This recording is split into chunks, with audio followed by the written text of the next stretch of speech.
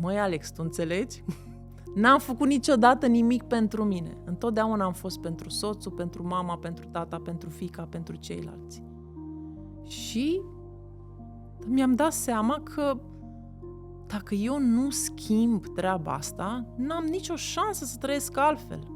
Să trăiesc genul ăla de viață în care să simt apartenență, să pot să mă exprim așa cum sunt eu, fără să-mi fie frică că se întâmplă ceva după.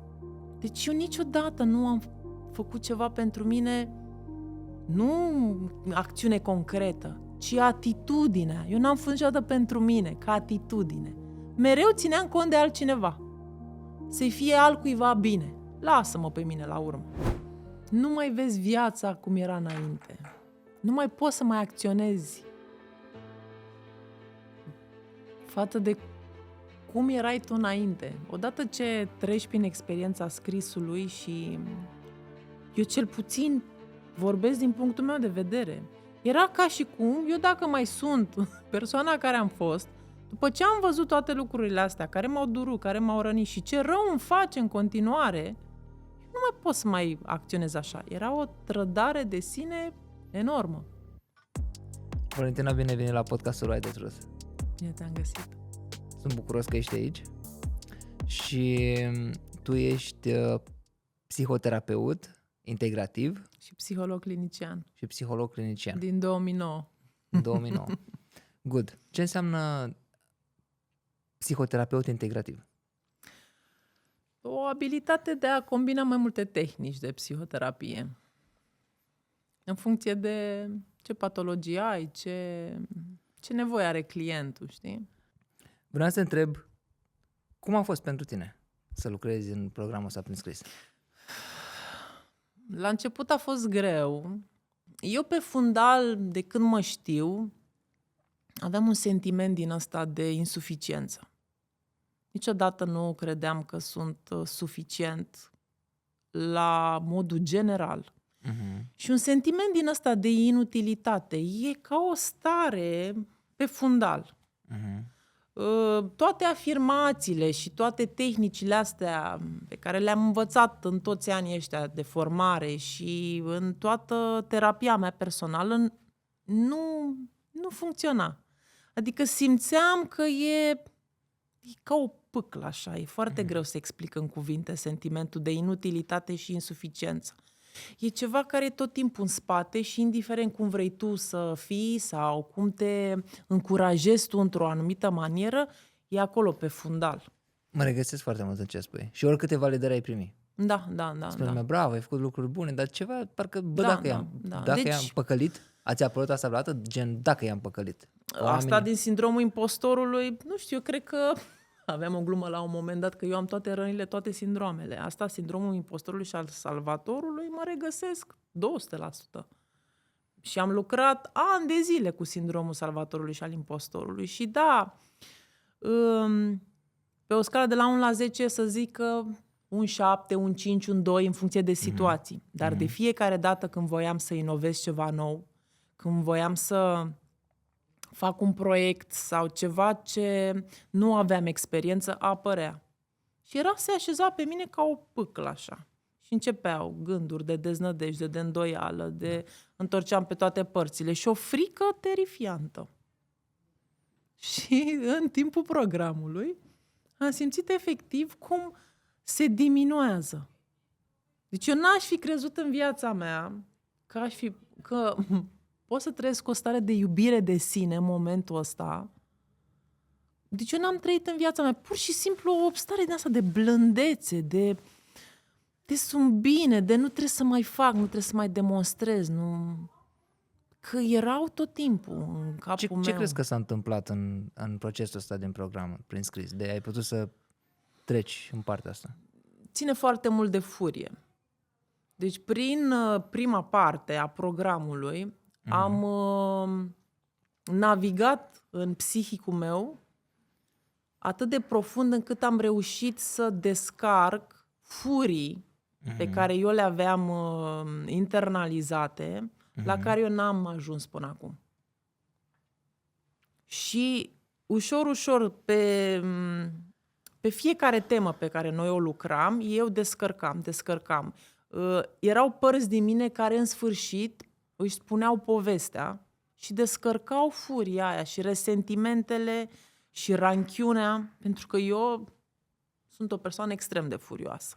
Pentru că am trăit foarte multă nedreptate în viața mea, extrem de multă nedreptate și nu mi s-a dat voie să-mi spun punctul de vedere sau să-mi iau apărarea. Mhm. Și erau părți din mine care nu li s-a dat niciodată șansa să spună exact cum a simțit în momentul ăla. Și asta a făcut prima parte a programului. Am Ți-ai dat descărcat voie, da. furia aia, știi? Da. Foarte multă furie, resentimente și ranchiune pe care eu o aveam internalizată. În niște straturi pe care nici măcar nu le conștientizam. Și am descoperit asta în scris, înainte să fac programele astea și după aia, bineînțeles, în procesul meu, că scrisul este un mod extraordinar să îți exprimi furia într-un mod sănătos. Pentru că poți să scrii, poți să înjuri, știi că am principiul ăla, înjură, scrie urât, scrie greșit. Am trăit în medii în care furia a fost subiect interzis. Da, așa este. Țin minte din propria mea viață, din propriul meu proces, când am început să mă observ și să văd, spre exemplu acum câțiva ani, eram într-o relație de cuplu și mă înfuriam foarte tare și imediat după ce apărea furia, pe niște subiecte de cuplu, niște neînțelegeri, apărea o stare de respingere. Mă simțeam vinovat și respins. Apărea furie, după aia instant pe loc vinovăție, după aceea respingere și după aceea tristețe. Pentru că cumva deja în mintea mea era setat, dacă ești furios, ți-o iei peste gură, deci n-ai voie să exprimi ceea ce zici, e ceva greșit că ești furios. După aceea simțeam, imediat intra starea aia de vinovăție, n-ar fi trebuit să fiu furios. Și după aceea frica aia că dacă sunt furios voi fi respins. Și intram într-un cocktail dintre ăsta de emoții atât de greu și de nociv, în care exact asta. Da. Vrei să spui ceva, vrei să exprimi ceva și nu poți. Că stai aici în gât. Pentru că e atât de multă frică. Furia vine cu frică și cu... Și foaia nu judecă. Ai simțit asta? Ți-ai dat voie să dai drumul? Să... Nici măcar nu puneam problema, că am mai auzit, m-am uitat la câteva podcasturi de ale tale și erau persoane care spuneau atunci când scriam, era cineva care mă supraveghea și trebuia să scriu, nu știu, Da. într-un anumit fel. Nu, la mine era pur și simplu, ăsta e momentul meu și nu-mi pasă. Totul sau nimic. Mm-hmm. Ți-ai dat voie să te duci Și acolo. pur și simplu nu conta. Cu scris urât, nici măcar nu-mi citeam notițele sau... Era momentul în care era pentru mine și mi se acorda mie spațiul ăla în care descar și nu sunt judecată și nu sunt etichetată într-un anumit fel. Și pentru mine a fost extrem de vindecător. Adică am simțit efectiv că se descătușează ceva din mine care și-a dorit de foarte mult timp să facă asta. Și apoi s-a văzut în planul fizic. În relația de cuplu, în relația cu fiica mea, în relația profesională. Am început să câștig mai mulți bani. Serios? Da. Pe bune? Vorbesc serios. Și care a fost procesul? Că sunt foarte curios. Asta e că sunt efectiv curios pentru mine, ca și să știu. Că să n-am mai documentez. avut dialogul ăla. Dacă fac asta, dacă o să. Dacă. Ok. N-a mai existat dialogul ăla. Pur și simplu o fac pentru că vreau și pentru că pot și nu-mi pasă de consecințe. Și pur și simplu lucrurile s-au aliniat foarte fain și oportunitățile au venit în viața mea, așa, într-un mod armonios. Clienții au venit mai ușor către mine. Eu, în ședințele de terapie, am început să simt o stare de prezență mult mai naturală. Înainte, când intram în terapie, în ședințele de terapeutice, cumva era o parte din mine care trebuia să rezolve, trebuia să-l ajute, trebuia să-l scape. Intra o parte de asta de încordare, poate? Da, nu mai zic că sistemul nervos totul era tensionat. Și dintr-o dată am fost prezentă în sine și cu el și urgea terapia și e mult mai simplu acum și clienții mei se deschid mult mai ușor. Nu mai îmi trebuie 10 ședințe ca să ajungem la ceva extrem de profund. Pentru că eu fiind în sine și ei se simt foarte Pentru că în și tu te-ai siguranță deschis. și în Poate pentru că și confort. tu te-ai deschis atât de mult, că și tu te-ai deschis foarte mult în program. Și ai Da, pentru părtășit că lucruri, ai venit cu lucruri acolo. am plecat cu totul sau nimic. Adică asta e șansa mea și nu mai contează cât o să doară sau cum sunt văzută sau ce ar putea să creadă despre mine. Wow, ce fain. Și nu mi-a mai păsat. Pentru că eram acolo pentru sufletul meu, îmi făcusem promisiunea pentru mine. Pentru mine sunt aici. Știi că vă să spun asta pentru publicul care ne urmărește, pentru că tu o știi, am spus, am povestit de o grămadă de ori. Prin scris se activează 6 zone din creier în același timp. Da. Printre cele mai importante sunt cortexul prefrontal, amigdala, hipocampul și mai sunt câteva, cortexul motor, cortexul vizual, în fine. Ideea este că noi de obicei nu avem acces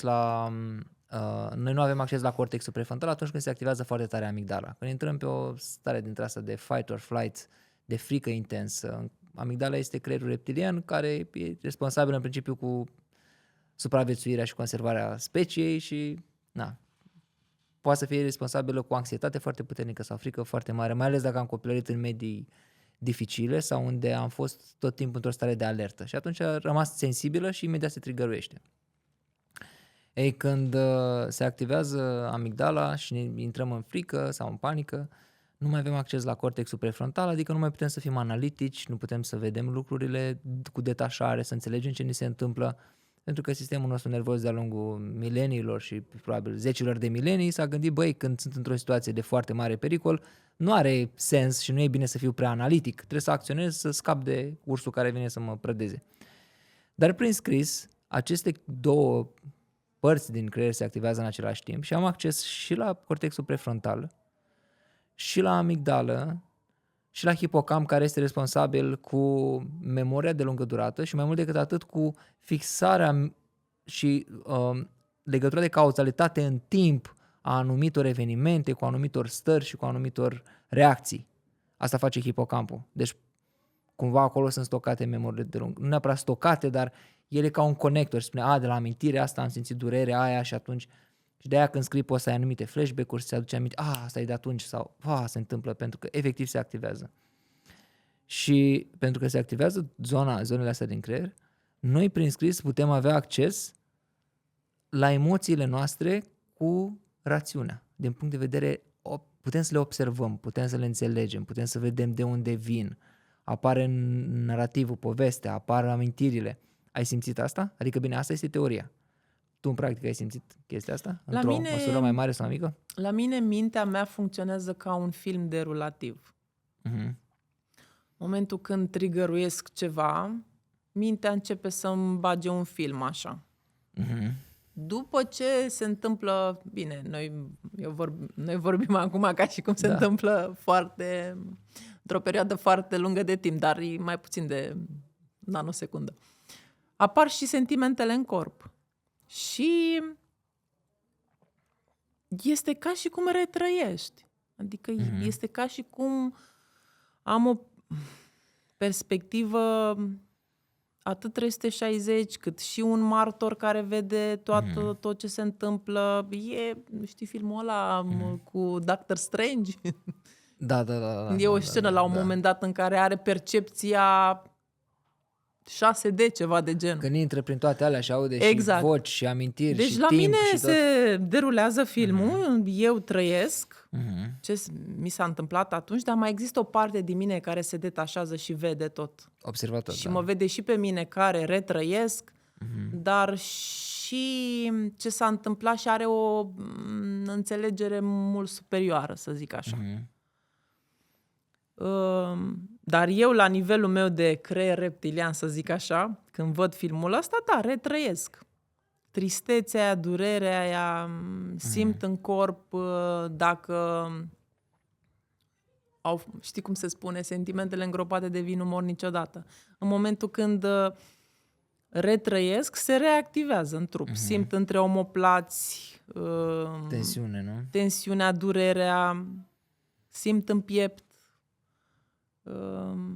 Dar există această parte din mine superioară care spune e ok, poți să simți asta, nu se întâmplă nimic. Și pot să rămân în durerea aia fără să mai fug. Și e ceva ce am câștigat în timp, să rămân în durerea aia fără să mai fug. Te rețin doar un moment. Acest podcast este sponsorizat de Write the Truth, iar Write the Truth este programul meu de lucru cu sine prin scris, care te ajută să intri într-un contact direct și onest cu propriul tău adevăr personal. Adică să te vezi pe tine exact așa cum ești, dincolo de măști și dincolo de alte mecanisme de adaptare. În esență, metoda asta te ajută să-ți recapeți puterea personală, deoarece ajungi să înțelegi mai mult din cine ești de fapt. Ajungi să înțelegi cum funcționezi cu adevărat în lume, ajungi să înțelegi de unde vii și încotro te îndrepți. Mai multe detalii găsești pe alexgavriliu.ro sau în linkul din descrierea acestui podcast. Cum ai ajuns să te faci psihoterapeut? Oh, Doamne, asta este o meserie pe care n-am ales-o eu. Eu am vrut să fiu antreprenor și să fac bani. Și eu la fel. Am fost dusă la facultatea de psihologie când am terminat liceul de către o prietenă de-a mamei. Și am trecut efectiv prin facultate, prin master, doar că trebuia să trec. Dar eu muncesc de la 16 ani. Pe mine mă interesa să muncesc. Să faci bani. Să fac bani. De ce? De ce vrei să faci bani? Pentru că banii era o modalitate care mi-aducea libertate. Eu am fost de mic copil condiționată prin bani. Îți dăm doar dacă ești și faci cum vrem noi. Ok.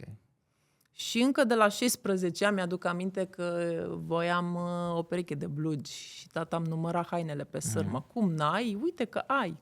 Și a fost momentul când am rugat-o pe mama mea să mă angajez și eu la restaurant unde lucra ea, la Sheriff's, la Unirii. Și am rugat-o vreo 2 săptămâni, mama nu voia să mă angajeze și până la urmă am obținut ce mi-am dorit. Și ăla a fost momentul în care eu am început să lucrez. 3 ani de zile am lucrat acolo, după aia am plecat la Citibank și am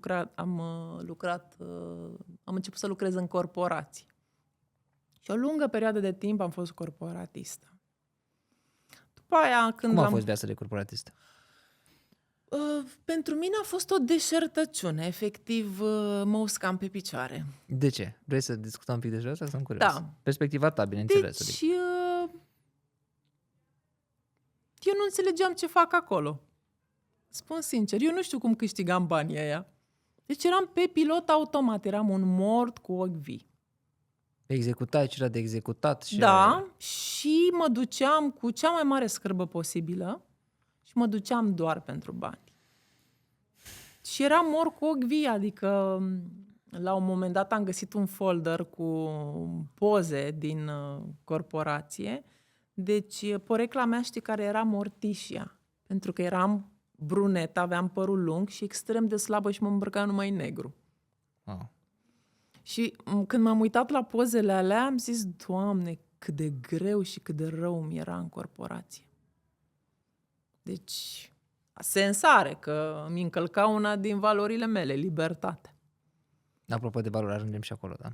Dar foarte greu mi-a fost. Și mergeam doar pentru că aveam acel salariu sigur de care tata îmi spunea mereu. Și pentru că nu aveam altă variantă. Cum te-ai smuls de acolo?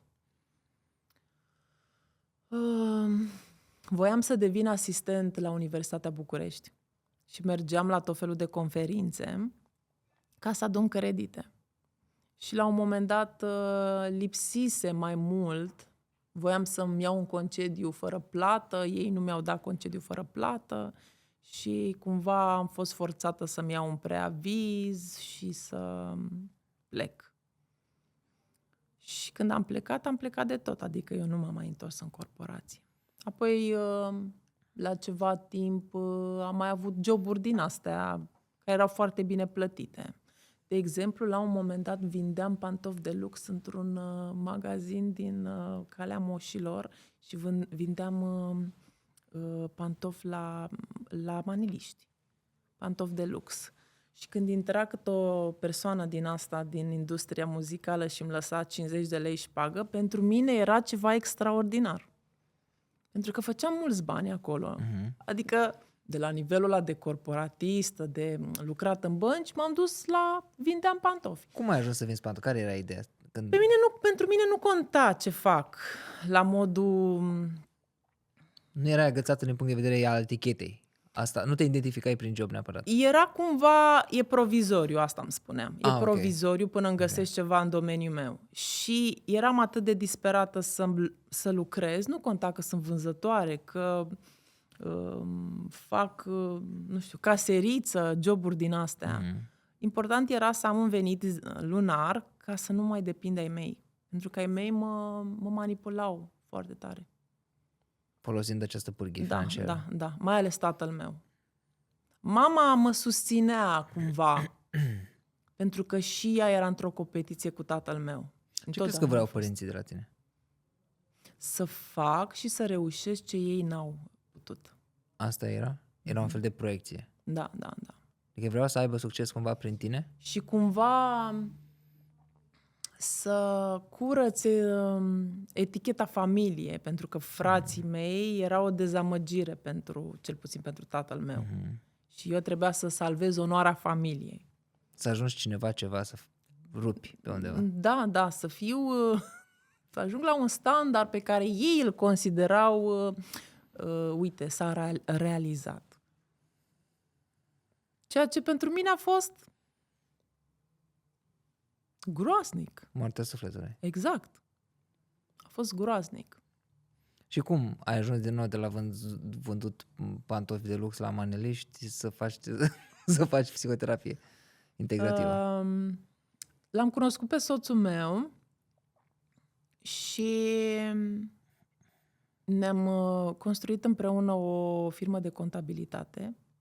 La fel, pentru mine era ceva groaznic. Rămăsesem însărcinată, am născut-o pe fiica mea și mă dusesem undeva la 100 de kilograme, cam așa. Și m-am dus și eu la sală. Și acolo la sală l-am cunoscut pe un antrenor, cred că avea vreo 60 de ani, și m-am îndrăgostit de bodybuilding. Și am devenit antrenor de bodybuilding și powerlifter și ridicam 100 de kg de jos. Really? Am scris o carte atunci. Și Cum se numește cartea? Armonia aduce împlinirea. Uite, ți-o aduceam dacă știam că vorbim despre asta. Deci noi vorbim acum despre niște lucruri Vorbim despre orice, vorbim. care eu nu aveam. Nici nu mă gândeam că o să discutăm despre asta. Păi eu sunt curios și am să dăm un pic de context. Atunci am scris cartea Armonia aduce împlinirea. Avem o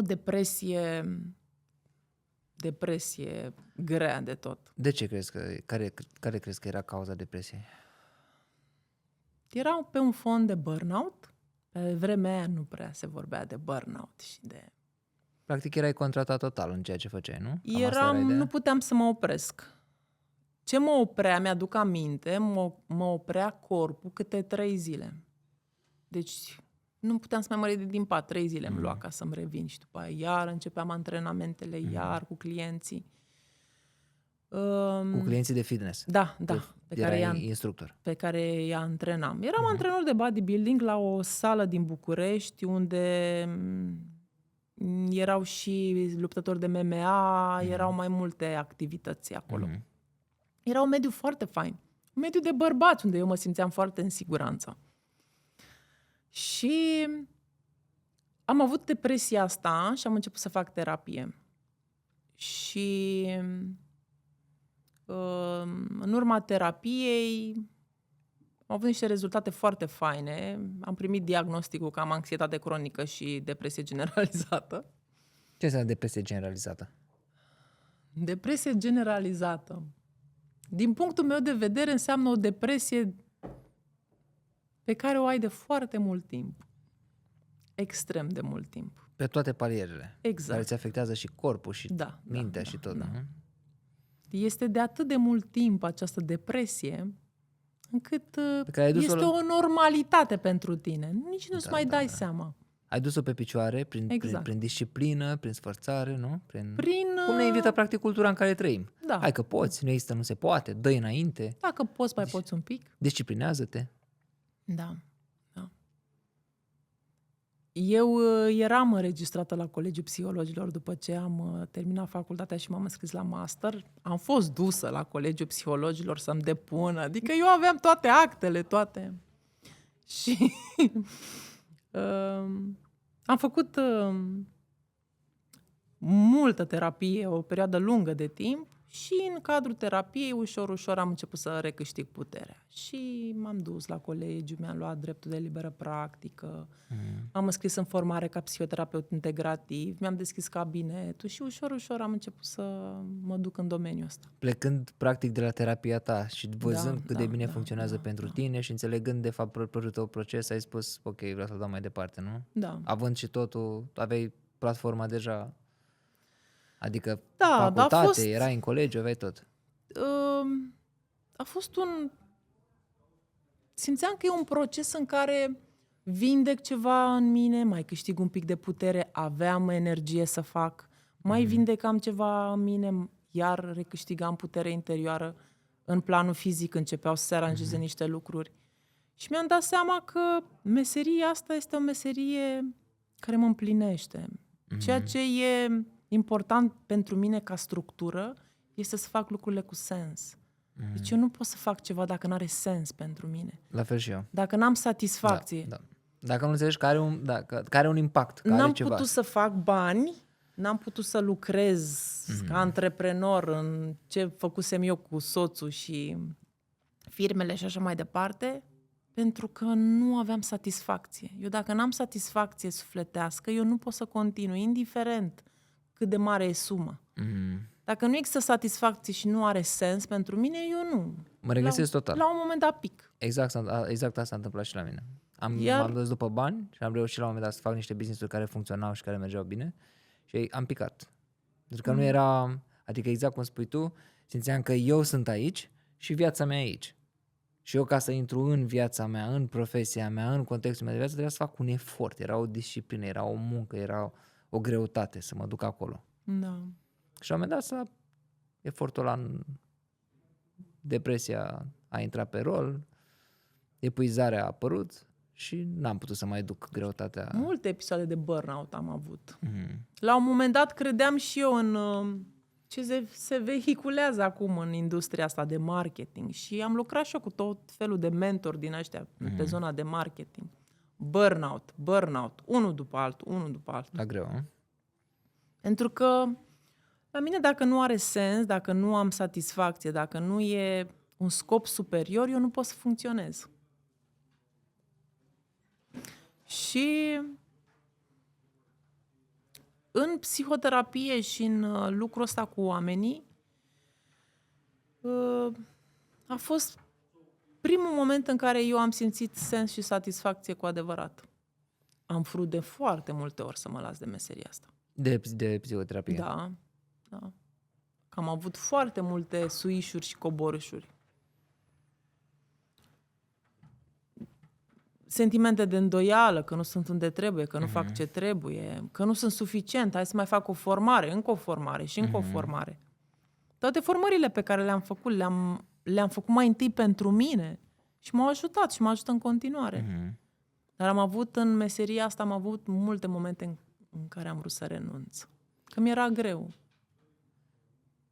Bănuiesc că meseria asta și deschide destul de multe lucruri prin rezonanță, nu? Adică lucrând cu un client sau lucrând cu anumiți clienți, bănuiesc că rezonează, semnele noastre nervoase rezonează și atunci materialul nelucrat, să spunem, poate al terapeutului este adus la suprafață. Da, nu? Însă pentru asta există terapie personală pe care toți psihoterapeuții și psihologii ar trebui să o facă. Nu știu dacă, hai zicem în București, 70% dintre psihologii și psihoterapeuții care practică această meserie au și terapie personală. Da. Foarte puțini. Foarte puțin nu au, nu? Nu, foarte mulți nu au și foarte mulți puțini nu au. Wow. Deci sunt foarte mulți specialiști care nu au lucru personal și Adică se vede. se vede, da. Ai văzut că și la noi în grup, cred că au fost oameni care au venit la terapeuți care spuneau, băi, uite, aici în program poți să lucrezi anumite lucruri și poți să spun anumite lucruri și eu acolo nu făceam psihoterapie.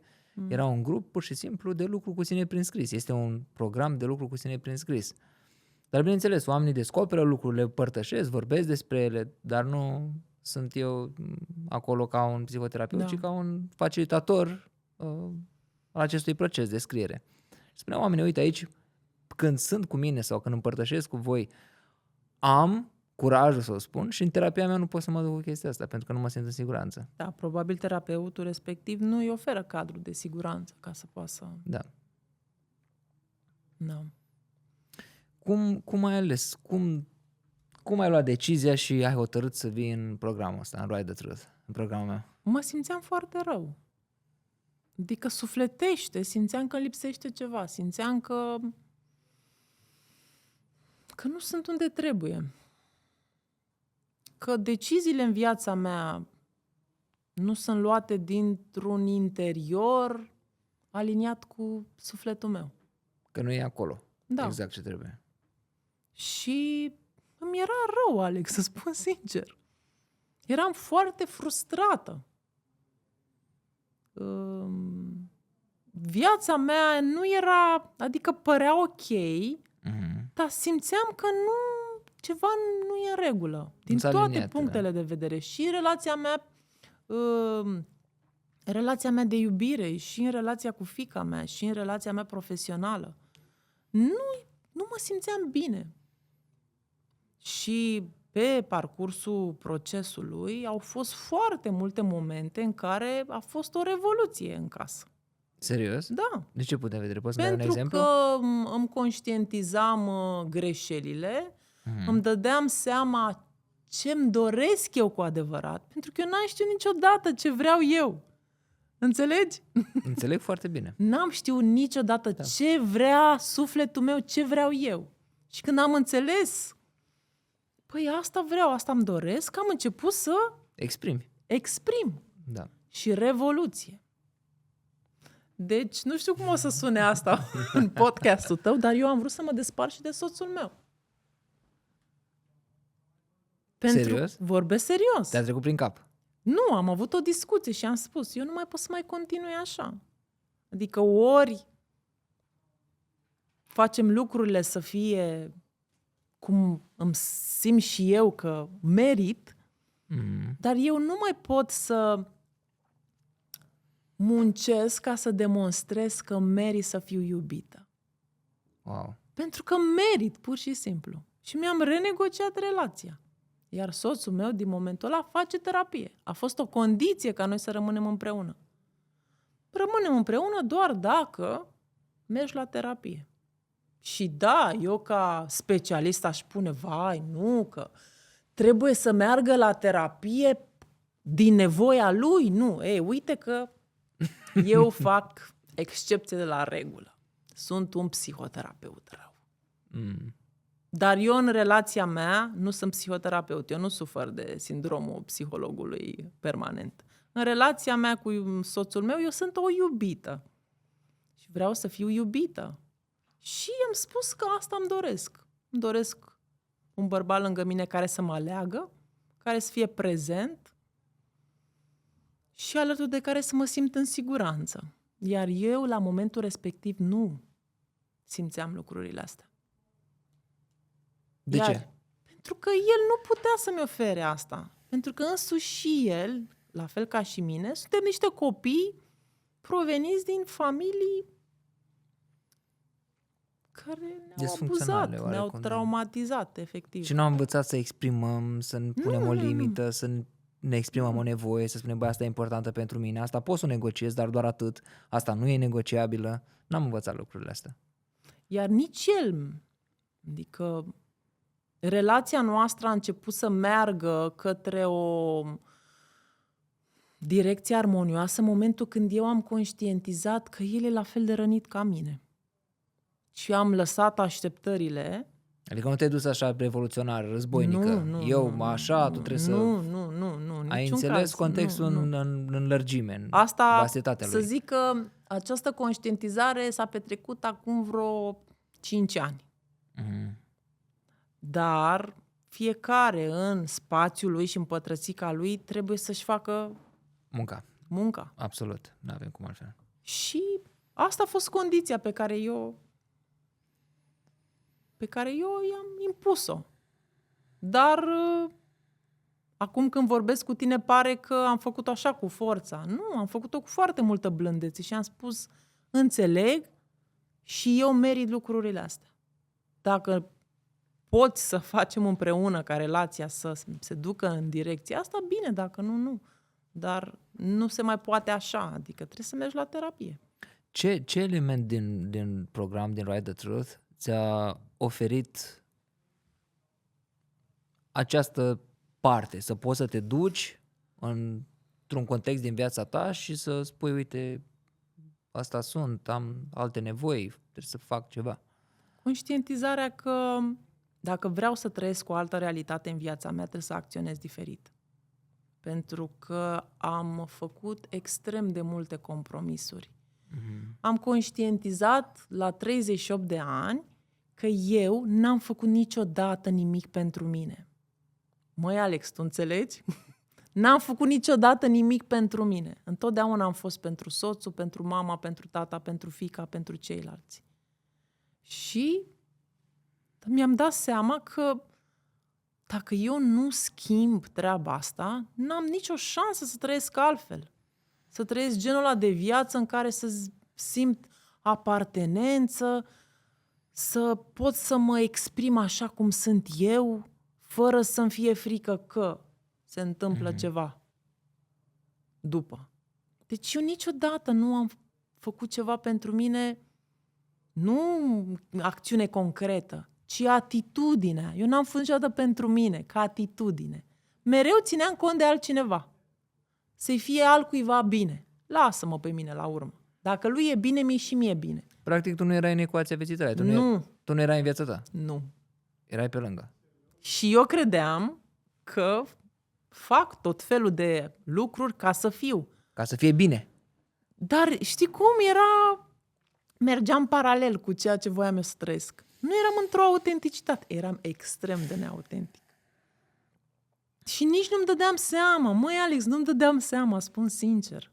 Păi da, că nu ne dăm. N-am avut cine să ne Și învețe. ca să pot să văd, m-am dus și am făcut constelații și m-am uitat în constelații și am văzut exact radiografia relației, radiografia vieții mele și am conștientizat, băi, deci ce scriu eu, uite, deci trebuie să fac altfel. Ai făcut un matching. Ce scrii cu ce se vede în constelație. Exact. Adică cumva constelația mi-a confirmat că ce scriu eu e real. Adevărul tău.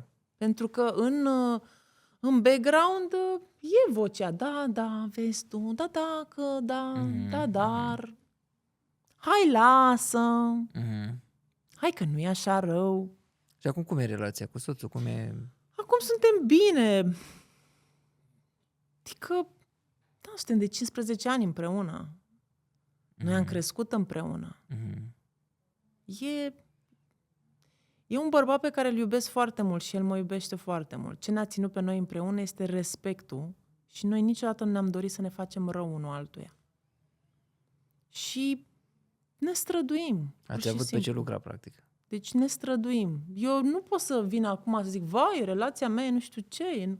Nu, mă simt foarte satisfăcută din punct de vedere amoros. În momentul când facem amor simt altă conexiune. Simt pur și simplu că e prezent. Și când nu poate să fie prezent, comunică. Ceea ce înainte nu făcea. De ce? Că era frică de. Avea și el scenariul lui. Da. Și există un alt tip de comunicare în momentul ăsta. Ținem cont unul de altul. Ce putem, ce nu putem. E mult mai autentic. E mai Ce fain. așezat. Și da, este un sample din ceea ce vreau eu să trăiesc de aici încolo. Eu sunt genul de om care cred că o să fac terapie toată viața. Cred că sunt foarte mulți oameni dintre noi și și eu am fost unul dintre ei, acum mai puțin, nici nu conștientizăm că putem trăi așa, că putem trăi într-o oarecare armonie, că putem trăi într-o oarecare liniște. Păi, Nu? de unde? Dacă Zic că n-ai trăit niciodată. N-am așa. avut reprezentarea. Exact. Am trăit tot timpul în alertă, tot timpul într-o tensiune, tot timpul în ceva, exact cum spui tu, ceva pândește aici. E o pâclă, e o stare de necunoscut unde te pândește în continuu un pericol, cu care aș putea să spune poate chiar că ne-am născut, având în vedere că ne-am născut în niște medii în care energia mediului și atmosfera aia era. Spuneai tu la un moment dat că în tot stresul și toată îndoiala și îngrijorarea în spatele ai văzut de fapt că e frică. Da. La mine este frica de moarte. Adică eu trebuie să supraviețuiesc, eu trebuie să fac în așa fel să nu mor. Deci ăsta e background-ul meu. Să te agăți de viață, practic. Să mă agăs de viață. E o muncă să rămâi în viață. Exact. Și de-aia spun eu, cred că voi face terapie toată viața și nu mă voi opri niciodată din a învăța și acum sunt în formarea de constelator și vreau să devin facilitator de constelații. Care durează 3 ani. Și de acolo cred că nu mă opresc și mai fac o altă formare și altă formare, pentru că mă împlinește cunoașterea. Să învăț mereu Și e atât de mereu. vastă ființa umană, e atât de vastă. Știi, când vin oameni în programele astea de scris, spun, da, eu nu știu ce o să scriu, că eu n-am mai scris niciodată, ce o să scriu în 4 luni? Și când încep, și după 4 luni spun, păi de-abia am început. Doamne, cât de mult e. Uneori atât de mult. Da, Mi-aduc aminte că în primele 2 săptămâni, da. și când am văzut întrebările și ce iese la suprafață din întrebările alea, am zis, am 2 variante. Ori să mă opresc, ori să-mi fac o promisiune că voi merge până la capăt 100%. Și spun sincer, cred că a fost cea mai bună decizie pe care eu am luat-o. Să intru în program. Cea mai bună decizie. Efectiv, mie mi-a schimbat viața. Și munca mea pe care am făcut-o pe lângă program, cumva a încununat sentimentul ăsta de liniște sufletească pe care l-am acum. Exact așa am lucrat și eu, exact ca tine. Am lucrat prin scris și prin terapie. Și funcționează foarte, foarte bine împreună. Și cred că v-am și zis vouă că prin toamnă mi-a venit ideea să intru să dau la facultate de psihologie și pe aia a plecat ideea. Am zis, lasă că eu oricum nu am nicio treabă, adică nu m-am simțit niciodată că vreau să fac asta. Exact cum ai spus tu, am vrut să fac bani, am vrut să fac actorie și vreau în continuare să fac bani, să fac actorie, să fac artă, să scriu. Am multe, dar cumva asta a venit peste mine într-un mod și acum a apărut din nou gândul ăsta să dau la facultatea de psihologie. Păi urmează acum perioada să te înscrii. Exact. Se face online, totul e simplu. A venit și de data asta a venit foarte așezat și calm. Și mi-e cam frică de calmul ăsta, știi? Că vine popat, gata, mi-am venit o idee, mă duc, fac facultatea, fac aia. Aia trece de obicei când vine. Dar acum a venit așa. Cred că o să intru, cred că vreau să fac asta, cred că nu știu ce.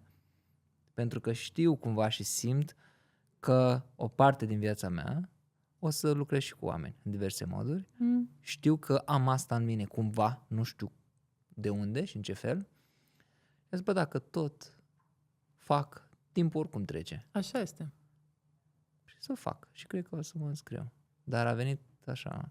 Mi-e cam teamă un pic pentru că știu cum mă va pune la muncă. Așa și așa?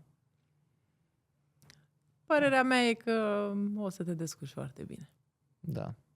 Nu, că mă pune la muncă din nou și cu muncă cu oamenii și de studiu, că ușor așa parcă prin gustul de a lucra cu oamenii.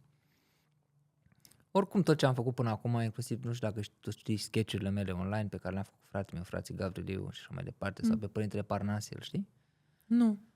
Trebuie să-l cauți sau să-ți trimit eu link cu Părintele Parnasie. Am făcut niște sketches, niște lucruri și în zona asta de short films, de comedie, dar cumva toate căutările mele au fost în zona asta. Adică inclusiv comedia pe care am făcut-o sau lucrurile pe care le scriu au fost în zona asta de căutarea profunzimei, căutarea a cine sunt, înțelegerea ce mi se întâmplă și ce se întâmplă în viața asta și ce dracu trăim aici și de unde venim și încotro ne ducem. Adică cam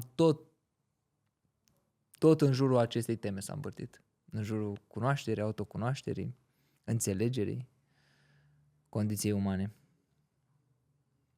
Păi, doar despre asta e vorba. Adică asta Cred e că are sensul. sens, da. Până la urmă, Cred că pe acolo e sensul. asta e esența, de fapt. Să ne descătușăm de tot ceea ce ne împiedică să fim liberi.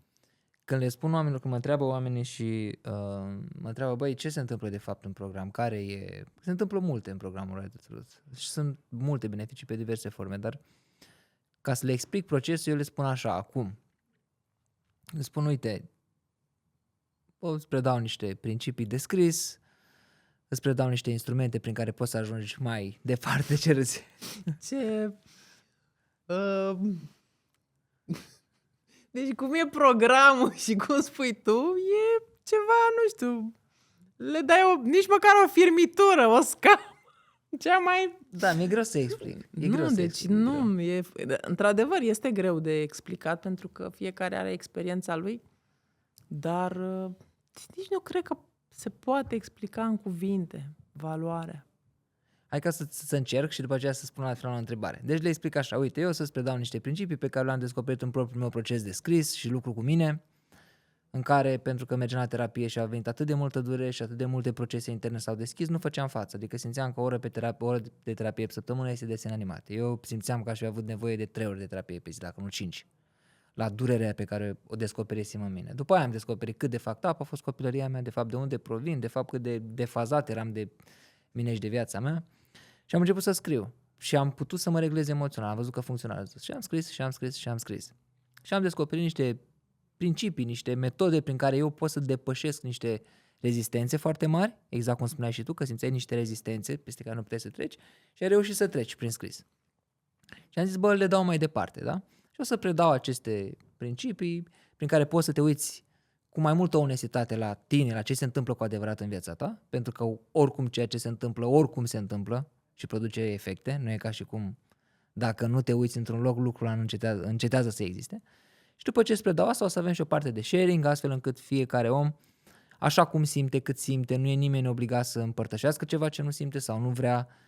Și o să avem o parte de scris și o parte de sharing. Și lucrând în grup, lucrând cu oamenii și arătând câte un pic din procesul nostru și din ceea ce descoperim, din adevărul nostru interior, se creează acest spațiu de siguranță, pentru că nu ne dăm sfaturi și nu ne facem comparații și nu ne dăm adăugiri și nu ne încercăm să ne, nu știu, să ne comparăm sau să ne îndrumăm unul pe altul, ci pur și simplu creăm acest spațiu în care putem să punem pe masă ceva din noi.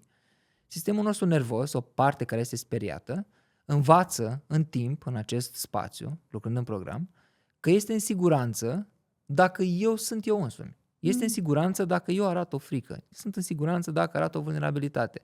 Sunt în siguranță dacă sunt cum sunt, dacă simt ce simt. E ok, nu sunt defect. Pentru că noi am copilărit în majoritate, mulți dintre noi, nu o să spun toată lumea, că nu e adevărat, dar foarte mulți dintre noi, mai ales în România și în Europa de Est, am copilărit în medii unde nu am avut educație emoțională, venim dintr-un mediu cu foarte multă traumă colectivă, da? Au fost războaie, bunicii noștri au fost prin războaie, au fost foamete, aici am fost cotropiți și am fost la intersecția 3-4 imperii care ne-au rupt tot de secole încoace. Deci e foarte multă durere înmagazinată și traumă colectivă. Și noi venim din familii încărcate de durere, care datorită grijilor, nevoilor lor de supraviețuire, nu au putut să ne ofere cadre în care noi să ne dezvoltăm, să ne cunoaștem, să ne încurajeze. Ei, ia spune-mi tu, Alex, ce ți-ar plăcea ție să faci? Nu, era supraviețuire, tu trebuie să faci veterinară, că dacă te faci tehnician veterinar, eu am făcut liceul de tehnician veterinar, ieși cu pata la mal la mână și te duci la stână și vaccinezi oile lui Cioban și ăla o să-ți dea un picior de miel și o bucată de brânză. Asta trebuie să faci. Nu se punea problema cine sunt eu. Se punea problema cum să supraviețuiesc. Și atunci în mediile astea disfuncționale și cu multă durere s-a simțit ca un pericol să mă arăt așa cum sunt. S-a simțit ca un pericol să fiu eu însumi. S-a simțit un pericol, poate chiar n-o peste bot, dacă spuneam ce simt sau ce vreau. S-a simțit un pericol să-mi pun granițe personale, să exprim o nevoie, să exprim o dorință, să fiu eu însumi a fost un pericol. Și atunci am învățat să reprim și să bag sub preș. Dar vezi tu că presiunea asta la un moment dat, prin depresii sau prin alte feluri, la un moment dat bubuie, că nu, de la un punct încolo nu poți să mai reprimi. S-a adunat atât de mult încât dă pe afară. Reprim la 20 de ani, te duci, bei, fumezi, faci sex, whatever. Se pare că le duci. De la un punct încolo astea bubuie. Și ca să ajung la concluzie și la esență, în mediul ăsta pe care îl creăm în program, fiecare dintre noi arătăm câte ceva, fiecare cât e confortabil și vedem, uite, și colegul are chestia asta, și colegul are chestia asta, deci, și eu. Deci nu sunt defect, cum am crezut toată viața. Și atunci, sistemul nervos se calmează și înțelege, e ok să fiu eu, e ok să simt ce simt, e ok să am aceste nevoi, e ok să am aceste valori. Și se lasă așa ca un greu ăla sau starea de încordare se mai relaxează un pic. Plus că prin scris, prin însăși procesul de scris, sunt studii care arată că te reglezi emoțional. Efectiv, scade cortizolul din organism dacă faci o practică de scris. Deci scad hormonii de stres, efectiv. Și atunci când eu încep să mă simt în siguranță în mediul ăsta, pe care îl creăm acolo în program,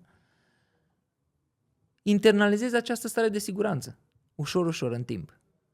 Și apoi pot să ies în afara programului, în afara mediului ăla safe și să-i car starea de siguranță un pic, atât cât pot să o am, da? Că vine progresiv. Pot să o car, această stare de siguranță, în contextele mele de viață. Și pot să îmi permit să mă duc la job să spun, uite care e treaba aici, ar vrea mai mult sau cu asta nu sunt de acord, sau să mă duc în relație și să exprim o nevoie sau să exprim o limită, uite, cu asta nu sunt ok, sau să mă duc în familie, să le spun oameni buni, stop, eu nu sunt ăsta, eu am alte nevoi sau alte valori. Și atunci încep să schimb sau să se schimbe peisajul în viața mea și să trăiesc alte lucruri, dar într-un mod profund, adică venind de undeva de la adâncime foarte mare. Nu ca într-un program clasic de coaching în care spun te disciplinezi, te trezești mâine dimineață la 5, faci flotări, adică practic să lupți împotriva propriului tău sistem. Prin înțelegere, prin siguranță și apoi înțelegând mai mult, nu spun înțelegând cine ești sau te descoperi cine ești în 4 luni, nu spun asta, dar înțelegând mai mult din cine ești, să te duci așa. Are sens? Da. Pentru tine ca participant, ceea ce am povestit? Adică cum se vede din partea cealaltă? E mai mult decât atât. E mai mult de atât? Adică da, este ce spui tu, da, asta se întâmplă din punct de vedere tehnic. Dar trăirea în sine e una care efectiv nu mai vezi viața cum era înainte. Nu mai poți să mai acționezi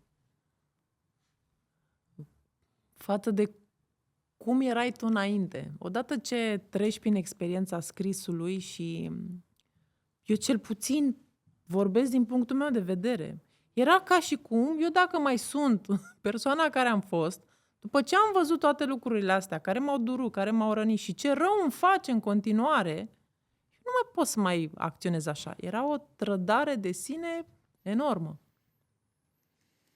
De unde crezi că vine trădarea asta de sine? De ajungem să ne trădăm pe noi. Dintr-o mare lipsă de iubire. Trădările în general.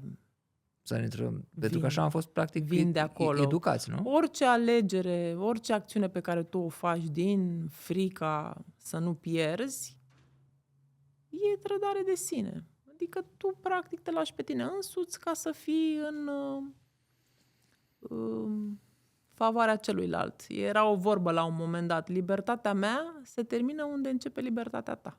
Sau poate te lași de tine foarte mult ca să fii în conexiune cu celălalt, pentru că am fost singuri când eram mici. Nu... Deci sunt foarte multe motive pentru care faci asta. Da. Dar în momentul în care eu nu mai îmi dau voie să fiu liber și să cer ce am nevoie, atunci se oprește libertatea mea și începe libertatea ta. Și tu, ca să ai tu cât mai multă libertate, eu devin ceea ce vrei tu ca să-ți fie ție bine. Și asta se numește trădare pentru mine, că eu ajung să mă trădesc pe mine însă. Corect. Adică, așa, să stăm să vorbim din punct de vedere psihologic, sunt Multe nuanțe și, nuanțe, și dar perspective. la bază este libertatea mea, se termină unde începe libertatea ta. Ce îi spune unei persoane care se teme poate să se uite la anumite lucruri? Spune, băi, aș veni în programul ăla de True, dar parcă nu vreau să răscolesc. Caut asta destul de des. Nu, n-aș vrea să răscolesc, nu știu dacă să mă uit acolo, n-am curaj să... Ce îi spune astfel de persoane? Că în programul ăsta fiecare are ritmul lui și se dă timpul de care are nevoie. Nu este o chestie forțată sau nu intri mai mult decât poți tu să o faci sau să simți mai mult decât poți tu să o faci. Este un program în care ți se respectă ritmul tău și felul tău și nevoia ta. Te poți opri oricând din scris. Și poți să spui doar atât am putut să scriu, doar atât am putut să accesez. Și este ok, adică... E foarte valoros că spui asta, îți mulțumesc foarte mult. Nu e hei rup, nu este o competiție. Asta mi-a plăcut foarte mult mie. Că nu m-a forțat nimeni la absolut nimic.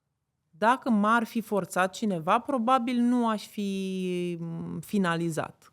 Că există o parte din mine care este foarte rebelă și extrem de puternică, care S-ar fi opus, da. Fuck off. Dar despre asta e vorba. Există blândețe, există compasiune și există bunul simț și respectul față de ritmul fiecăruia.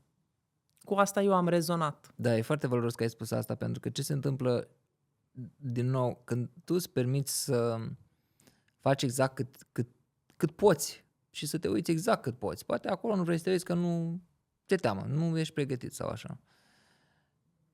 Ce se întâmplă este că tu, uitându-te cât poți, sistemul nervos cumva e relaxat, se obișnuiește și crește capacitatea de conținere. Și atunci poți să te mai uiți încă 1 milimetru. Și te mai uiți încă 1 milimetru. Și atunci, iar sistemul nervos și capacitatea ta de a te uita și de a conține crește un pic. Și apoi poți să te uiți și mai un pic, și mai un pic, și mai un pic, într-un mod progresiv. Nu. Iar pe mine De-aia nu prea m-a poți ajutat asta. claca. Că nu mergem cu cohorta, gata, toți trebuie să bifăm masea, tot trebuie să facem și trebuie să ții ritmul. Nu e un ritm. Și de-aia nici oamenii nu vor să se oprească și vor să continue programul. Da. Și mai bagă o lună, mai bagă o lună. Da. Asta a fost una dintre cele mai frumoase surprize. Pentru că și eu, exact cum spui tu, și eu am avut atât de multe îndoieli și când am început mai ales, un foarte mare, s-a activat foarte tare sindromul impostorului. Oare sunt pregătit? Cine sunt eu să lucrez cu oameni? Ce fază e asta? M-am dus la terapeuta mea și am spus, mă simt ultimul om, eu nu sunt vindecat complet și uite, vreau să lucrez cu alți oameni prin scris. Și mi-a spus, aia a fost un lucru care m-a ajutat atunci, cel puțin pe moment cât să încep, și mi-a spus, nimeni nu-i vindecat complet, nici eu, nici nimeni pe lumea să nu-i vindecat complet, tu ai descoperit niște chestii pe partea de scris, oamenii au nevoie de chestia asta, știu că faci lucruri bune, fă acolo cu oameni și ajută-i. Dacă tu ai 2 pași în față pe nișa asta vor oamenii de la tine. Vor 2 pași în față pe nișa asta pe care ai tu, ce ai descoperit tu. Nu vor să fii tu perfect, că nu-i despre asta. Și am reușit, dar și eu am avut așa multe momente în care m-am îndoit de mine, nu știu de la ce plecasem. Deci asta cu nu ești vindecat complet, da. Este una din cele mai mari probleme pe care eu le-am avut în cariera asta de psihoterapeut. Unul din formatorii mei îmi spunea, chiar dacă tu nu ești vindecată 100%, ăsta e un plus pentru tine, că ai mai multă compasiune, mai multă prezență, ești mult mai aproape de sufletul omului. Și până la urmă oamenii de asta au nevoie de prezență, nu de cineva perfect iluminat și cineva care înțelege. Care înțelege, exact, care a trecut și el. Exact. Mi-am adus aminte unde vreau să ajung, că că eu am fost cu sindromul impostorului la cote alarmante, când scădea, când se ridica, când mă loveam. Și acum când am terminat grupa cu voi, la final când oamenii spuneau, da, se termină programul, noi nu vrem să se termine. A fost așa o chestie foarte, foarte puternică, adică a fost foarte emoționant pentru mine. Pentru că nu am simțit niciodată asta. Tot timpul am fost oaia neagră, tot timpul am fost copilul care trebuie să o dea de gard cumva, adică ăla care trebuie să o dea de gard. Copilul problematic, omul problematic. Ceva trebuie să nu fie bine pe undeva. Și acum când erau oamenii, bă, vrem să continuăm. Serios, a fost așa a avut un mare, mare impact asupra mea. A fost humbling, aș putea zice. Nu știu în românește cum s-ar zice humbling. Așa.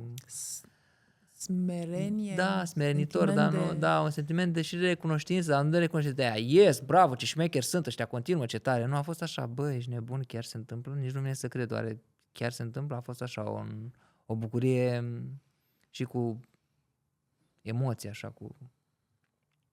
Și am hotărât să facem încă o lună de zile să lucrăm pe valori. Pentru că eu lucram în perioada aia pe valori, în perioada dinainte lucrasem pe valori și am descoperit niște lucruri extraordinare. Adică mi-am dat seama că eram așa la modul ideal. Da, știam cumva, am niște valori, sunt interesat de niște lucruri, dar nu înțelegeam de fapt că valori înseamnă ce contează pentru mine în viața asta. Bă, ce contează pentru tine în viața asta? Și când mi-am făcut și valorile, le-am descoperit și apoi am pus și ierarhia să văd care sunt top 3, top 5, top 7 valori, să văd că îți varză. Că, exact cum spuneam mai devreme, eu le trădez într-una, nu le onorez și le calc în picioare. Cum a fost să lucrezi cu valorile tale personale? Să le descoperi, să te uiți la ele? Prima dată dezamăgitor a fost. De ce? Că am conștientizat că toate acțiunile pe care eu le fac și toată energia mea se învârtea în jurul la două valori care erau ultimele pe clasament. În coada listei. Da. Și simțeam așa o tristețe și o stare de dezamăgire și mă uitam la cele 5 top valori pe care eu le am și cumva ăla a fost momentul în care am luat o hotărâre. Băi, nu mai poți să mai faci chestia asta. Adică dacă nici acum tu continui să acționezi în baza lui nu sunt suficient, hai să mai învăț, hai să mai fac, hai să mai construiesc, hai să mai...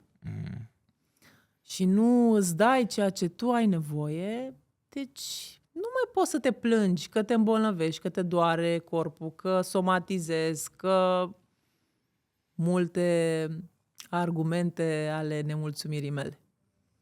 Și da, prima fază pentru mine a fost așa, un șoc. Când ai văzut de fapt ce contează pentru tine. Da, când am văzut exact ce contează pentru mine. Eu mai știam, adică mai lucrasem, mă uitase și zona de human design și știam, dar vezi tu, nu se crease conștientizarea aia la nivel de ADN, nu știu cum să zic. Știam la nivel de informație, dar ar fi bine, mi-ar plăcea, dar am simțit-o, măi, în modul oaselor, spun sincer. Și mi-am dat seama, tu, fată, tu dacă mai continui așa, o să te îmbolnăvești, adică e grav. Practic ești contra ta. Asta exact. Descoperim când ne uităm. Cum ai tu pretenții să evoluezi în direcția pe care tu ți-o dorești în condițiile în care tu acționezi numai la coada listei? Că da, la coada listei aveam eu dezvoltare personală și cunoaștere și nu mai știu ce. Și valoarea mea numărul 1 era libertatea, valoarea mea numărul 2 era iubirea, după aia familia, după aia liniștea, creativitatea și continuă lista. Nu erau care hrănite. nu erau, da. Nu erau hrănite, nu erau onorate. Nu. În cazul tău, cum crezi că s-a format sau cum ajungem, dar plecând de la experiența ta, cum ajungem să nu ne onorăm și să ne trădăm propriile valori? Se numește loialitate. dintr-o loialitate inconștientă. Și sunt 3 direcții. Îi spășesc pentru tine, te urmez, eu în locul tău. Ce înseamnă asta? Dacă în familia ta a fost foarte multă durere și ți-ai văzut părinții că se chinuie și așa, ce ai spus dintr-o loialitate și o iubire inconștientă? Îi spășesc pentru tine. Lasă că fac eu. Mamă, tată, îți văd durerea, lasă că o iau eu și fac eu. Eu în locul tău. Păi dacă mama și tata s-a chinuit toată viața să fie într-un fel, să aibă niște rezultate, să aibă un anumit standard de viață și ei nu au reușit, am zis eu în locul tău. Hai că mă chinui eu pentru tine. Pe direcția aia. Pe direcția aia. Uitând de direcția mea. Da, sau dacă am avut un părinte care a avut o boală gravă sau ceva rău i s-a întâmplat, am spus inconștient, merg după tine. Deci, la nivel de suflet, asta e ce urmează sufletul. Chiar dacă a fost o chestie la un moment dat în grupul nostru și unul dintre colegii noștri a spus, mi-am replicat în viața mea exact drama familiei, ceea ce am urât cel mai mult. Da. Cu mintea eu judec, dar cu sufletul tânjesc. Și replic ceea ce am trăit, replic în viața mea. La un nivel foarte profund, inconștient, fără să-mi dau seama. Exact. Deci se numește loialitate, Alex. Dintr-o loialitate și o iubire inconștientă, pentru că noi nu o facem conștient. Și partea a doua, după ce... Deci prima dată a fost șoc, că țin minte, când ai și împărtășit ceva atunci și ai spus, exact asta ai spus, cum te simți, ce se întâmplă când ai descoperit lucrurile. Și după aia, în partea a doua, ce s-a întâmplat? În partea a doua am început să acționez în baza valorilor mele. Și? Cum a fost? Cum s-a simțit? Și am simțit că, efectiv, câștig putere. Deci, o stare de curaj, o forță, o hotărâre. Atât de greu să explici în cuvinte. E ca și cum ars corăbile. Știi că era o expresie într-o carte, nu mai știu cine a scris-o. Dă-ți foc corăbile. Nu e Arta Războiului? Al lui Sun Tzu? Pe care o avem chiar aici? O citește Alex? Probabil. Da, este. Nu? Da, Cu arsul da. corăbilor acolo? Acolo e Alex, nu? Am citit multe cărți de-a lungul vieții, dar eu nu mai le am așa. Deci, efectiv, senzația asta că îți dai foc la corăbii și nu mai ai cum. Și nici nu mai vrei să te întorci înapoi. E, nu știu, poate să fie și o inconștiență, dar inconștiența asta mea, cu care eu efectiv nu mai vreau să fac rabat de la ceea ce am ales pentru mine, mi-a oferit un cadou foarte, foarte puternic. O liniște sufletească, o așezare interioară, un curaj, dar curajul ăla calm, așa, adică un sentiment din ăsta că nu trebuie să mă mai lupt. Că tot ce e al meu vine spre mine, că eu sunt pe locul meu și primesc ce merit. Și totuși acționezi în baza propriilor Și acționez valori, în baza adică propriilor valori. Aliniat. Și e o schimbare radicală. E foarte greu să-ți explic în cuvinte. Deci se simte ca și cum... Dar se simte și la tine Păi, de energia sunt foarte, foarte ok, Da. sunt bine cum sunt, da, mai am de lucru și da, acționez cu fricile mele. Mergem, le iau de mână și acționăm cafetele, știi? Se simte la tine o schimbare de modul cum te exprimi. Mulțumesc. Că țin minte cum eram la început și după aia. Da, eram foarte frustrată.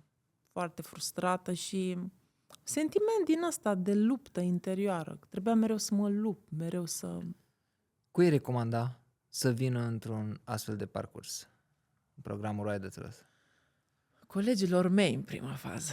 Măi, deci, colegilor mei, Colegilor tăi, adică tot ce ține de consilier, psiholog, psihoterapeut. Deci colegilor mei. E ceva inedit. Adică, odată ce ai schimbarea asta în interior, poți să o dai afară celorlalți într-un mod autentic.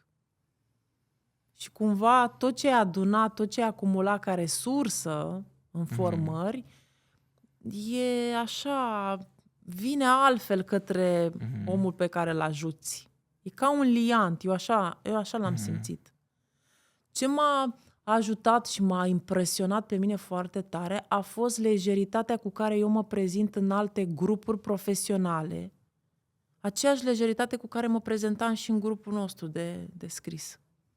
Și pentru mine a fost wow! Acum când am fost la Iași și când m-am prezentat într-un grup și m-am arătat vulnerabilă și n-a mai fost mecanismul ăla de apărare să-mi pun eu măști, să mi se activeze părțile alea care să mă protejeze. M-am simțit foarte liberă și felul cum am fost primită, libertatea cu care eu m-am exprimat, a fost primită bine. Și n-am fost judecată, n-am fost criticată. Iar pentru mine, a fi criticată este o boală și un stigmat pe care eu cred că o să-l port toată viața, această sensibilitate la critică. Pentru că îmi dura foarte mult, probabil. Păi, nu? sunt crescută de un tată narcisist. Uneori mi-aș dori să fiu și o narcisistă, știi? Măcar un pic de narcisist să am. Dar e foarte greu pentru cineva care a crescut în mediul ăsta să acceseze ceva care i-a făcut atât de mult rău. Da. Te respingi cu totul, da. Foarte greu. Și asta a fost ceea ce pe mine m-a impresionat, că pot să mă arăt așa cum sunt eu și în alte grupuri unde simțeam efectiv că se activează sindromul impostorului acolo. Să nu care cumva să am grijă ce spun, să nu fiu criticată, să nu fiu judecată, să nu par nu știu cum. Ce spuneam? Că lucrând într-un mediu dintre ăsta de siguranță și putând să te arăți, cumva sistemul nervos învață, băi, e ok să fiu eu însă. Internalizează un pic, câte un pic, în diverse grade. La cineva mai mult, la cineva mai puțin, dar se internalizează un pic din starea asta de siguranță. Și după aia spui, bă, hai că sunt ok așa cum sunt și ieși afară. Nu ne-a învățat nimeni că suntem ok. Dimpotrivă, în toate mediile în care ne-am format, în majoritatea mediilor, te gândește la școală.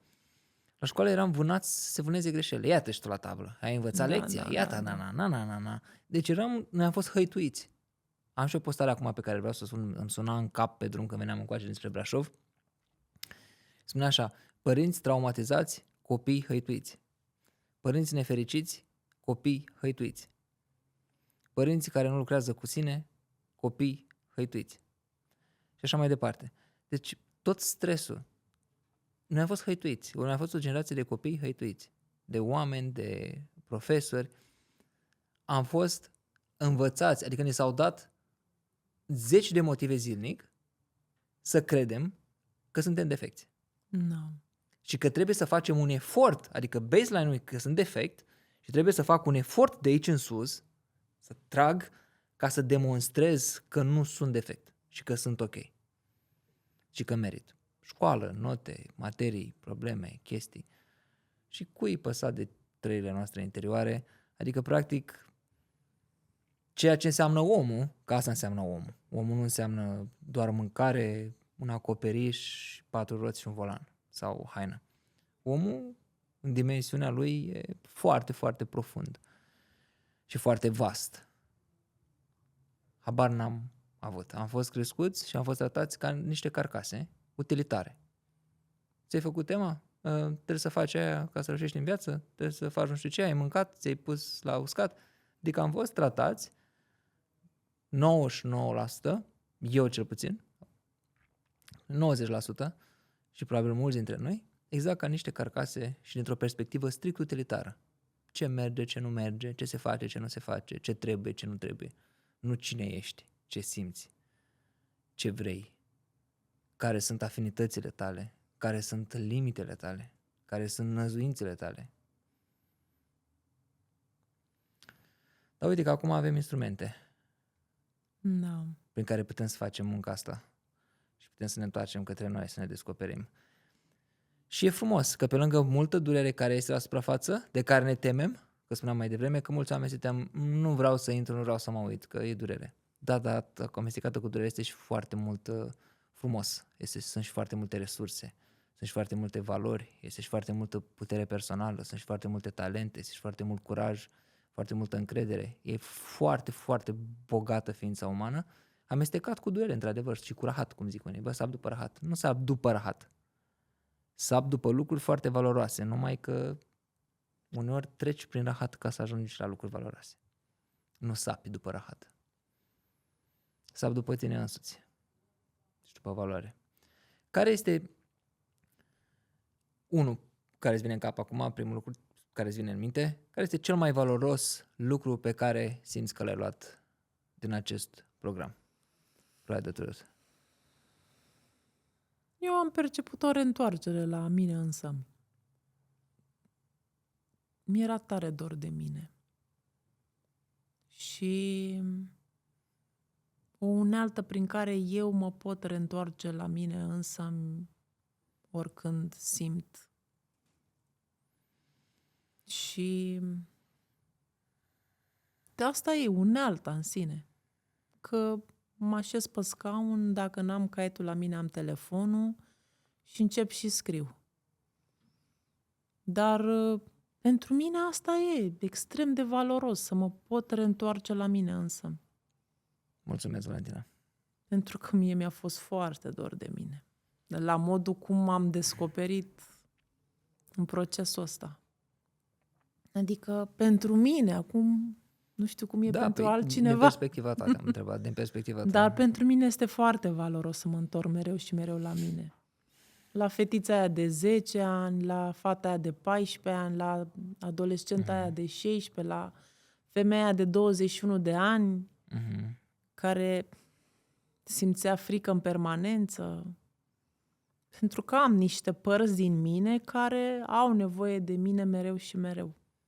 Și prin scris eu mă întorc la ele. Și ele mi oferă un cadou foarte mare, entuziasm, jovialitate, curaj, simțul ăsta al aventurii, idei geniale. Da, apare și creativitatea. Da. Scris. Asta e mișto. Deci e o unealtă cu care te reconectezi mereu și mereu cu tine. Pentru că noi tot timpul suntem în exterior, dar noi trăim aici într-un plan dual, unde e sus, jos, bine, rău, frumos, urât. Adică trebuie să avem și momentul în care ne ducem și în interior, nu doar în exterior. Trebuie să echilibrăm. E o metaforă foarte frumoasă pe care am văzut de curând undeva. Ori am citit, ori am văzut pe cineva vorbind despre asta într-un podcast sau ceva, nu mai țin minte exact. Spunea că și omul, ca și un copac, trebuie să crească și în interior și în exterior, și rădăcini și coroană. Pentru că dacă ai doar coroană, nu ai rădăcini să tragă seva, nu ești împământat. Dacă ai doar rădăcini, nu are cine să producă, pentru un copac mă refer, nu are cine să producă clorofilă și să prelucreze substanțele pe care le trag rădăcinile. Deci interior, exterior. Și interior și partea materială și lumea asta văzută și lumea interioară, care e extrem, extrem, extrem de vastă, cel puțin la fel de vastă cât și de mare cât lumea externă. Și cred că asta e de fapt, cred că avem nevoie de două. Eu în viața mea am baleat de într-o parte în alta. Când m-am dus și am plecat de acasă cu perspectiva strict materială, crezând că toată durerea și toată disfuncția din familia în care am copilărit și nefericirea are legătură cu lipsurile materiale și am tras să fac bani, voiam să fac bani, să-mi iau un BMW, să fiu bărbat adevărat, să fiu și asta, dacă o să fac bani, o să se rezolve, ceva o să rezolve, o să fie bine. Habar n-aveam ce. Dar așa credeam. Și nu s-a întâmplat, după aceea m-am dus puțin în partea cealaltă și am zis nu, am dat de cartolea cu vreo 15 ani, puterea prezentului, e vorba doar despre spiritualitate, meditație, n-ai nevoie de nimic din exterior, numai să auzi păsărelile și ciripind, m-am dus prin Bali, am stat vreo 3 luni, nu, aici e cu meditație, cu post și așa. Și mi-am seama că nu este nici despre aia, doar despre aia. Sunt ambele valențe în viața mea cel puțin și e și latura asta profundă, spirituală, interioară, este și manifestarea asta materială și avem nevoie de ambele lumi. Și e valoros și putem fi împlinit, zic eu, sau cel puțin eu personal pot fi împlinit, doar dacă cresc și mă dezvolt în ambele. Să am și de chirie, dar să fiu și bine cu mine. Da. Pentru mine echilibru e important. Da. Și? Da. Nu ori. Îți mulțumesc foarte mult. Cu drag. Îți mulțumesc foarte mult pentru acest dialog care a curs și în afară de penele de curent pe care voi, oamenii care ne urmăriți, nu o să le vedeți, sau de vreo 2 ori în timpul podcastului curentul. Dar S-au ars lucruri aici, și la propriu și la figurat, știi? S-au alchimizat. S-au alchimizat treburi. Dar imediat ne-am remontat. Îți mulțumesc foarte mult, Valentina, pentru prezența ta. Prima dată pentru că ai venit în program. După aia că ai lucrat atât de autentic și atât de curajos. După aceea că ai vrut să vii și să exprimi aici experiența ta și mă ajută enorm de mult, pentru că mie mi-este greu să exprim. Veniți la program ca să scrieți, să vă descoperiți. Nu înseamnă nimic. No. Dar când am pe cineva în față care să am acest dialog, este extrem de valoros, pentru că și alți oameni care vor să vină să lucreze cu mine sau sunt curioși, am deschis aici o fereastră în care oamenii se pot uita în procesul tău. Cam ce s-ar putea întâmpla. Și asta e foarte, foarte valoros. Și ai venit aici cu onestitate, cu deschidere și apreciez onestitatea ta și vulnerabilitatea, mai ales că ești un lucrător cu alți oameni, că ești psihoterapeut, pentru că cumva înțeleg că uneori e mai greu să-ți arăți vulnerabilitățile, având acest statut. Gândindu-te, da, eu ar trebui să le știu pe toate, eu ar trebui să le am pe toate, ar trebui să... Și totuși ai venit aici cu vulnerabilitate să te arăți cu ale tale, să exprimi despre procesul ăsta pe care l-am lucrat împreună și îți mulțumesc mult. Drag. Și unde te găsesc oamenii? Poate anumite persoane vor să ia legătura cu tine, poate vor să lucrează cu tine, poate vor Eu am cabinet în Bragadiru. Da? La ieșire din București, în Bragadiru. Da? Ai cabinet, faci sesiuni live. Da. E bewell.ro se numește site-ul meu. Cum? bewell.ro. Beware? B-W-L-L.ro. Bewell. Ok. Și pe social media? Poate vor cineva să scrie, să-ți transmită o... Pe Valentina Chirvăsuță mă sun pe toate rețelele și Facebook și Instagram. Insta. Cool. Mulțumesc foarte mult. Cu drag.